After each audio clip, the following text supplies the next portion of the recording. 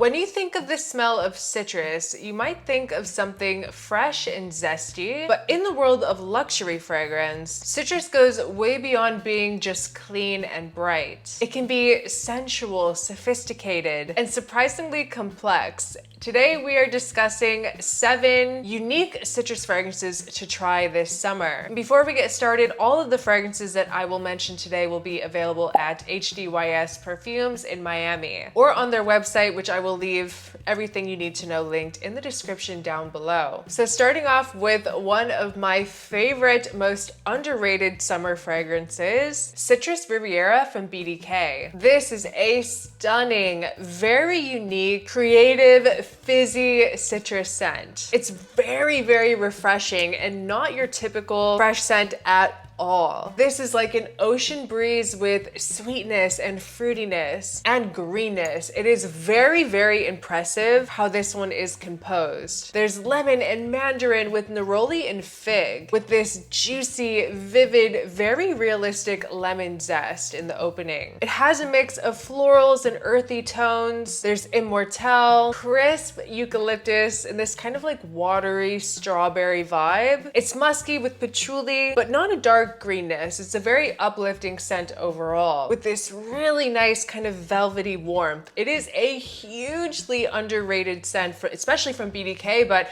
in that citrus genre in general. Truly, in my opinion, is one of the best from the house of BDK. It is a tribute to sunlit coastal landscapes. It is so beautiful. Citrus Riviera. Next up is a citrus fragrance that really fits into this old money aesthetic. Crab Apple Blossom from Clive Christian. Really, Clive Christian just has the bougiest way of making fragrances. Their fragrances just smell like money. From the packaging, from the bottle, to the scent itself. This opens with a delicate apple blossom kissed with marine bergamot. It has this sparkling, breezy aura of flowers bathed in sea air. And into the mid, this turns into this more green rhubarb and mint scent that's really interesting and different. The rhubarb kind of adds a bit of a sharpness and some sort of element of interest. It makes it unique. And the dry down has this kind of salty driftwood, sandalwood vibe with cashmere. It is incredibly elegant with this kind of subtly salty woody foundation. It just smells so polished. And I don't know why,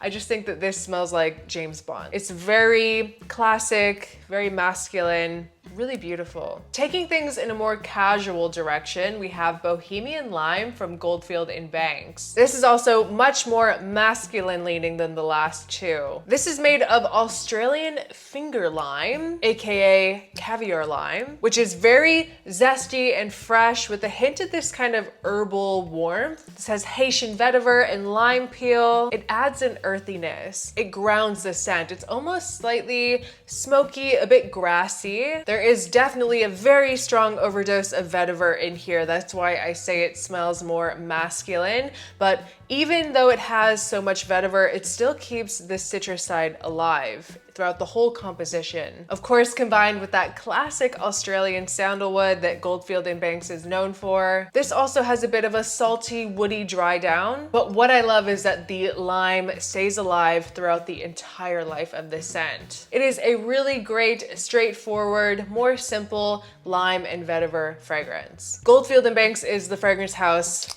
of the summer. They really just capture the essence of summer to me. Really beautiful. Bohemian Lime. Next up is Poivre Pomelo from Atelier Materie. This is citrus done in a spicy way, a very spicy way. This has notes of bold Timut pepper, which is a rare Himalayan berry with this kind of grapefruit-like zing, which I don't think I've ever seen done in a fragrance before, so very interesting. This has pink pepper, and this combination creates this very, very fizzy sensation, almost soda-like. It's definitely the most textured and fizziest from the list. Really sensory. And in the mid, there is Angelica and Osmanthus. The hint of fruitiness with an earthy base. There's cedar, vetiver, mate, this kind of herbal woodiness. It's a very artistic niche perfume that is so different, but with immense quality. I love that kind of earthy mate vibe in here. It's almost a bit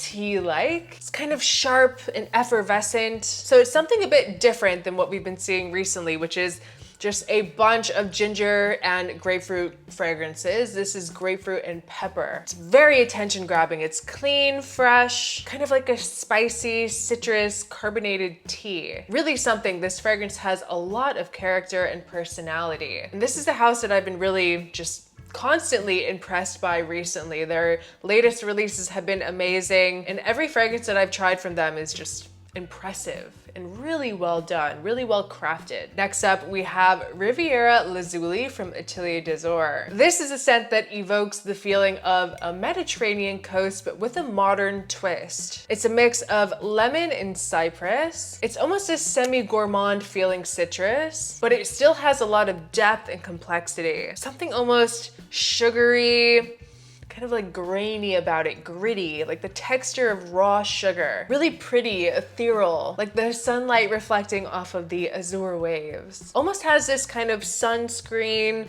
solar-like accord, but very cooling and refreshing. And it changes a lot. This is a very transformative scent because in the base, it changes into this almost balsamic, incensey type of smell. This has amazing performance for this scent category, easily 6 to 8 hours on the skin. It smells like a very luxurious, laid-back Mediterranean escape. Classy, yet unpretentious. Riviera Lazuli from Atelier des Ors. Next up is Cedrat Tonic from Liquid Imaginaires. This is a unisex aromatic citrus scent, a part of the Imagination line. And this one is a new 2025 release as well. This has notes of dry gin, grapefruit zest, lemon, ginger, rosemary, mint, musk, elemi, and akigala wood. This opens very green and very grassy. This is the type of scent that you have to give a few minutes. It opens a bit like, whoa, but trust me, after about 2 to 3 minutes, it settles into something so absolutely beautiful. It really has this strong kind of like